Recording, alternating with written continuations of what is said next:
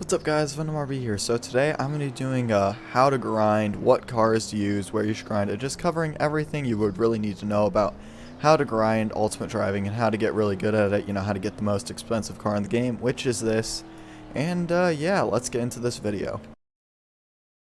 So where should you grind, you might be wondering. Well, you're going to want to go to Westover Islands, which is the most popular UD map, and basically you're going to want to drive the I-76, which ends right about there, and you're going to want to go all the way on the 76 and take it up to Montauk where it ends, and then just come back and go back down to South Beach and just repeat that a bunch. I'll have a picture up of it outlined. It's the most straight and longest road in all of the Ultimate Driving maps, and therefore is the best for grinding. So for races, a lot of people think, you know, racing somewhere is the best way to get XP, you know, you should do races or whatever. The truth is you should not do races. Do not do them. They give you a lot of bounty, and if you want to pay that off, then a lot of your money you're making is going to that, or you're getting arrested, which is then wasting your time. And the XP, while it gives a lot as a noob, it really still doesn't make up for it, and when you get to be a pro, I mean, it barely gives any XP at all. So I would not recommend doing races. If you like bounty, then you can do them, I guess. Otherwise, there's no point. They actually take time to start too, so you're literally just losing out on money. Now this one I think would be obvious, but I'm going to put this here just on the off chance it's not. Do not go the speed limit. Go your top speed. In my case, it's 260 miles per hour. Just cruise at that top speed and boost whenever you can. There are no speed traps along the highway. You will not earn bounty going above the speed limit. You will not get fined for going over the speed limit here. You can go as fast as you want for as long as you want, and cops really won't even bother you here because they know it's like kind of a pain to get people. So do not go the speed limit. Go your car's top speed. Don't follow the stupid speed limit, and yeah. Now UD is Xbox controller compatible, so if you have a computer, you can hook up your Xbox controller. Some people prefer to do that for grinding, especially after a long day of keyboarding. Another option is you can just turn on cruise control by pressing Y at your top speed, and then all you have to work is A and D and then brakes whenever you need them. It just makes it a lot easier to just take your finger off the W key. So when you're in a grinding server or public server, stay in the tunnels on your side of the road, but if you cut across to the wrong side here, pretty much everybody does that because you save a lot of time not trying to get around that turn, especially in a faster car. And a lot of people go straight, so people are expecting it. So if you go straight and go on the wrong side of the road, it's no problem. As a matter of fact, I would recommend you do this just because you can keep your speed a lot easier. And I mean, people will be expecting you. However, when you're going back, you also got to be aware of the fact that people will do the exact same thing. So you just got to be careful of people coming at you. So a lot of people understandably get bored while grinding. And the best way to just fix this is to just, you know, minimize the screen, pull up a YouTube, split screen it, you know, and then you can play YouTube and you can drive at the same time, or if you have a second monitor you can pull it up there, and then, you know, you can just sort of watch YouTube and grind at the same time.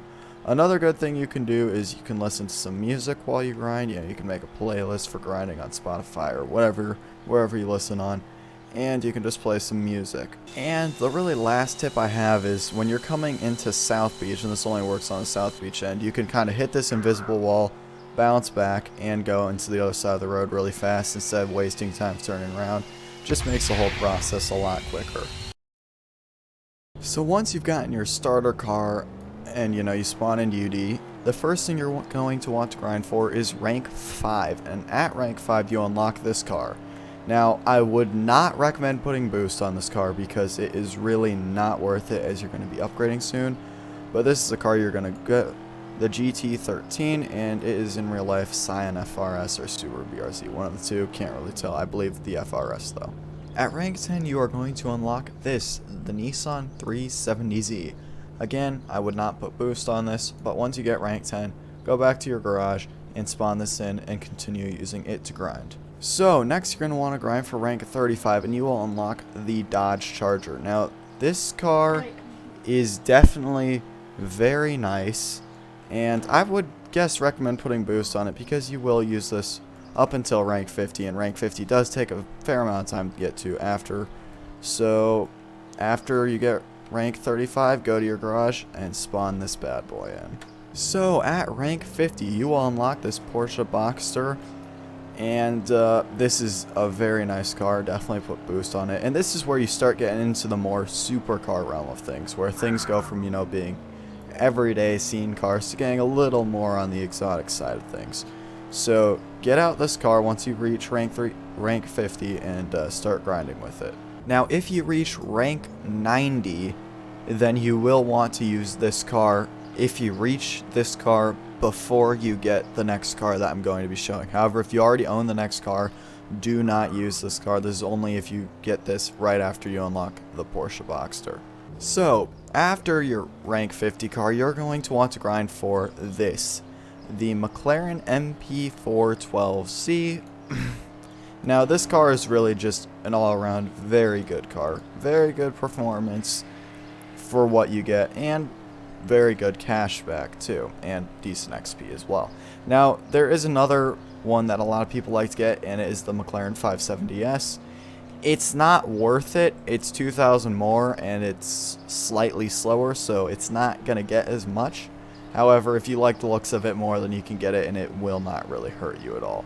So you have this choice or the McLaren 570S. Now if you do get rank 90 before getting this car, then use the rank 90 car to get to this car. However, I'm assuming you really won't hit that, because that's pretty impressive if you manage to get rank 90 with just rank cars. After you get your McLaren, you're going to want to get this, the Saleen S7, and this is where you start getting into the hypercars section of things. This car tops out at 240 miles per hour, 247, 245, around that. And this car, for the price, is insane. It's about $800,000 and well worth the price because of the fact that it's just so fast. Now, don't be tempted by the Tesla Roadster.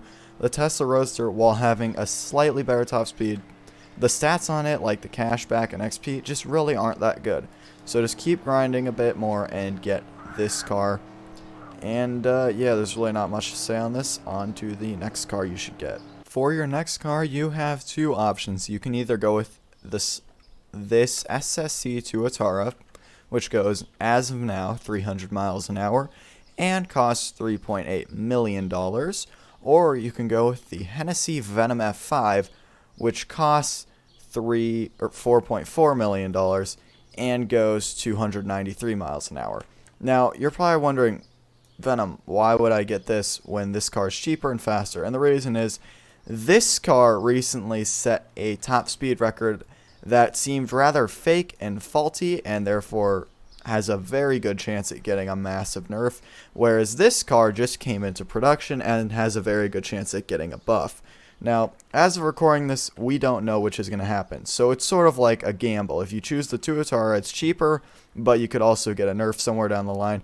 You could choose this, faster, and it could get a buff, but it's not guaranteed. So there is, a $600,000 price difference. The Venom F5 obviously makes more XP, but I mean, it's 600k more, which you could use towards your next purchase. So really, the choice is yours.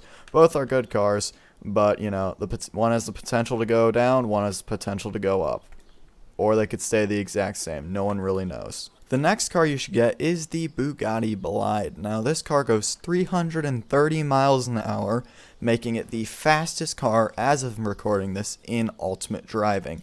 This car is also the best cash grinder in Ultimate Driving, making $500,000 per hour, and makes the most miles because obviously it has the best top speed. However, this does come at a price of $12 million. And that's a fair amount of money. However, after you get a Hennessy Venom F5 or Tuatara, this is what you're going to want to get. And just like that, you've basically beat Ultimate Driving. But the thing is, you're probably asking, but I thought you said this was the most expensive car in the game. And it is. This car is $24,650,000, so over double the price of the Bugatti Bolide. The thing is, this car goes 260 miles an hour, which is a lot slower, obviously, and it doesn't make enough cash extra for it to make more grinding. So the Bolide makes more money per hour than this car does. This does, however, make more XP, and it does make a fair amount of miles. So a lot of pros use this because it is arguably the most well-balanced car. So if you do want to grind for this, grind for it because you're going to get rank 500 or rank 400, not because you want this for grinding cash or miles. Once you have a Bolide, if you aren't interested in grinding UD a ton, you just want the money really quick, then do not get this car because this car is not worth your time. If you're in it for the long haul and you want rank 500 or something, then I would definitely recommend getting this car. Now, if you're going for rank 500, which if you did not know is the highest rank you can get in the game, it gives you triple ascended stars, and basically it's the hardest rank to get. You can get higher, but they don't give any more rewards. You're going to want to use this, the Ferrari 250 GTO. Now this is unlocked at rank 400, and it's one crazy grind as is to get there. Well, it's not that hard nowadays, but you're going to want to use an LVN really to get this car. And if you're going to use this, you're going purely for XP. As is, you can use the LVN to get rank 500, and it doesn't take that much longer. However, most of this isn't going to concern any of you because you guys don't really care about ranks. I thought I'd just throw this in because this is the best XP grinding car in all of Ultimate Driving, though the cash is terrible and the miles you get from it are also terrible. So that's really all there is to it. Hopefully this video helped you out.